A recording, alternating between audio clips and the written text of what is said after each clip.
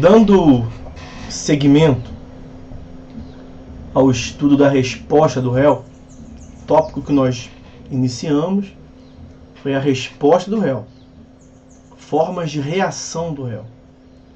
Nós vimos, mencionei ainda há pouco para os senhores, a contestação e a reconvenção. Contestação como peça de bloqueio, de defesa, quando o réu não quer perder. A reconvenção é uma demanda incidental, é a formulação pelo réu de um pedido, de uma pretensão a seu favor, quando o réu quer ganhar, quando o réu quer uma providência a favor dele. Essa é uma distinção muito introdutória, muito ampla e genérica sobre esses dois institutos. Só que eu tenho mais coisas para falar sobre a resposta do réu. De início, eu tenho a dizer para os senhores que essas não são as únicas respostas possíveis do réu. Esses são os institutos processuais que no capítulo do Código chamado Resposta do Réu foi regulamentado.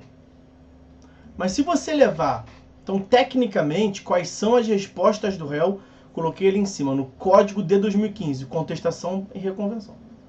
Está no capítulo do Código. Agora, se você tratar a resposta do réu como a forma que o réu pode reagir, nós temos uma amplitude maior de possibilidades. Quer ver? O réu pode contestar. O réu pode se opor à pretensão do autor. O autor pede a condenação do réu a ele pagar 10 mil reais. O réu pode se insurgir contra isso. O réu pode contestar dizendo que as razões pelas quais ele, réu, entende que não deve nada para o autor. Ou que não deve aquilo tudo. Ele pode fazer isso? Pode. Como é que ele manifesta as suas insatisfações, seus argumentos contrários? Pela contestação. Que, como nós vimos, é uma resposta típica, está previsto lá no capítulo próprio. Mas vem cá. Será que o réu pode não falar nada? Será que o réu pode perder o prazo da contestação? E se não tiver contestação? Estou nem falando da reconvenção. Estou olhando para a contestação. E se não tiver contestação? Porque, claro, o réu pode se defender? Pode. Mas ele pode se defender quando der na telha, quando ele quiser, o mundo vai parar para ele se defender? Não. Tem que respeitar um prazo. E nós veremos também que o prazo para resposta, o prazo para contestação, é de 15 dias. Resumidamente, é de 15 dias a contar em geral dessa audiência que nós acabamos de ver. Mas e se o cara perder? Voluntariamente ou involuntariamente, ele deixou de contestar porque ele quis ou porque ele não quis. Pouco importa as razões. Parecido com o que nós falamos ainda agora. Pouco importa. Perdeu o prazo. É algo objetivo, perdeu o prazo. O que nós temos? Nós temos um fenômeno da revelia. E nós estudaremos aqui a revelia. Artigo 344 e seguintes. A revelia, meus amigos, acaba sendo, no sentido mais amplo, uma forma do réu responder à demanda. Ele respondeu não fazendo nada. É uma omissão do réu. Então, é uma reação que o réu pode adotar. O réu pode, involuntariamente ou voluntariamente, não fazer nada. É uma forma que ele está reagindo. Então, no sentido mais amplo, a revelia pode ser entendida como uma forma de resposta do réu. Uma resposta, uma reação omissiva, pela omissão, por não ter feito nada. E nós veremos quais são suas consequências, naturalmente. Certamente nós trataremos disso aqui.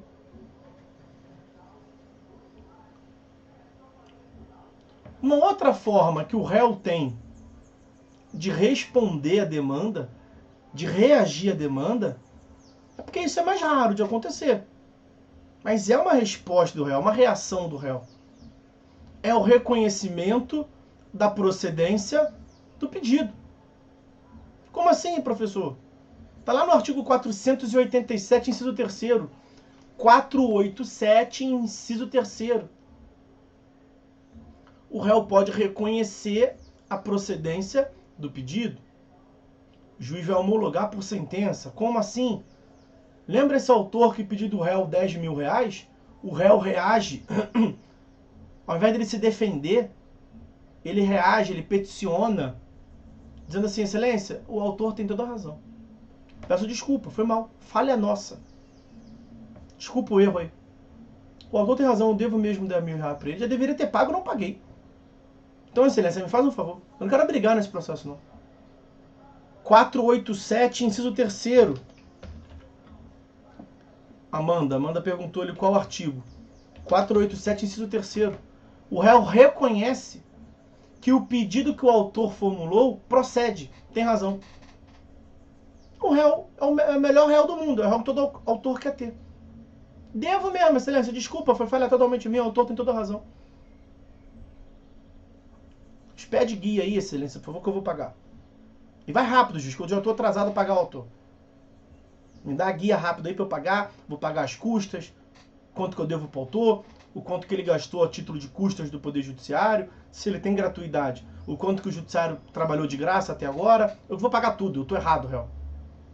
É raro de acontecer, mas pode. Pode. Uma hora ou outra eu se encontro ali. É literalmente isso. O réu levanta a mão. Falha nossa. Eu tô errado mesmo. Desculpa, dei mole. Quero assumir as consequências do meu ato. Acaba sendo uma atitude bonita, hein? É algo a refletir. Assumir as consequências do ato, refletir sobre a conduta e reconhecer que vacilou. Reconhecer que errou. Reconhecer a procedência do pedido da outra parte. É uma reação possível. Tem ainda uma outra forma do réu reagir. Será que o réu pode tirar assim o corpo fora? Falar meio que comigo não tá, batata quente. Ou não sou eu não, é outro. Será que pode fazer isso? Ou eu não devo sozinho não, eu devo tanto quanto o outro. Ou não, eu tenho aqui um contrato que me protege. Um contrato que vai ressarcir qualquer dano que eu vier a sofrer, excelência. Então eu quero trazer outra pessoa, uma seguradora. Será que o que isso remete aos senhores? Será que o réu pode provocar uma intervenção de terceiro? Isso é uma forma do réu reagir também, não é? O réu não fala nem que está certo ou que está errado. O réu vai contestar. Mas além de contestar, o réu quer trazer outra pessoa. Ou essa outra pessoa vem para o lugar dele e ele sai fora, ou outra pessoa vem e atua no processo junto com ele. Mas é uma forma de reagir, naturalmente. E aí nós estamos falando aqui de qual instituto processual? Nós já vimos em TGP2, semestre passado, intervenção de terceiros. Para ser ainda mais preciso, são as intervenções de terceiro forçadas, provocadas. Provocada pelo réu. Então vejam o que prevê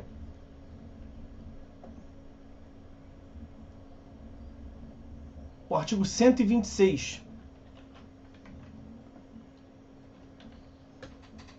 O 126 é o da denunciação da lide. E nós vimos que a denunciação da lide pode ser provocada tanto pelo autor quanto pelo réu. Pelo autor é na petição inicial, primeira oportunidade para falar nos autos. E pelo réu, qual é a primeira oportunidade que o réu tem para falar nos autos? Isso se chama princípio da eventualidade, tá? Sempre que fala assim, primeira oportunidade para falar nos autos, é eventualidade. Então, na eventualidade, qual é a primeira oportunidade que o réu tem para falar nos autos? Contestação. Então, a denunciação da lide pelo réu é feita na contestação. Olha a importância de tratar disso aqui. É uma resposta do réu e é uma resposta do réu que vai se somar na contestação. 126. A citação do denunciado será requerida na petição inicial se o denunciante for o autor. Ou a citação do denunciado, que é o terceiro que você vai trazer, o denunciado, a seguradora, de modo geral. Ela vai ser trazida ao processo na contestação, se o denunciante for o réu. Ok? Isso na denunciação ali. Olha o chamamento ao processo. O chamamento ao processo, que é aquela intervenção de terceiro, na qual você visa chamar, na qual a parte visa chamar ao processo quem deve tanto quanto ela, né? Questão de solidariedade, coobrigação. O chamamento ao processo só pode ser feito pelo réu. Olha o artigo 131. A citação daqueles os terceiros, né? A citação daqueles que deveriam figurar em litisconsórcio passivo, junto com o réu, portanto, aqui o réu não quer sair, que o réu quer ficar ele e o terceiro, será requerida pelo réu na contestação. É uma forma do réu reagir. Uma forma do réu reagir. Trazer alguém que deve tanto quanto ele. Ele vai se defender, pelo qual não tem que pagar. E se ele tiver que pagar, ele não é o único que deve. Ele tem codevedores, por exemplo. Codevedores solidários, que devem tanto quanto ele. Ele traz. Então, ó, a revelia, o reconhecimento da procedência do pedido, a denunciação da lide, o chamamento ao processo. Nós temos também o artigo 338 e 339. O 338, ele não é mais intervenção de terceiro, tá? Não é mais intervenção de terceiro. Mas no Código de 73, ele era uma intervenção de terceiro.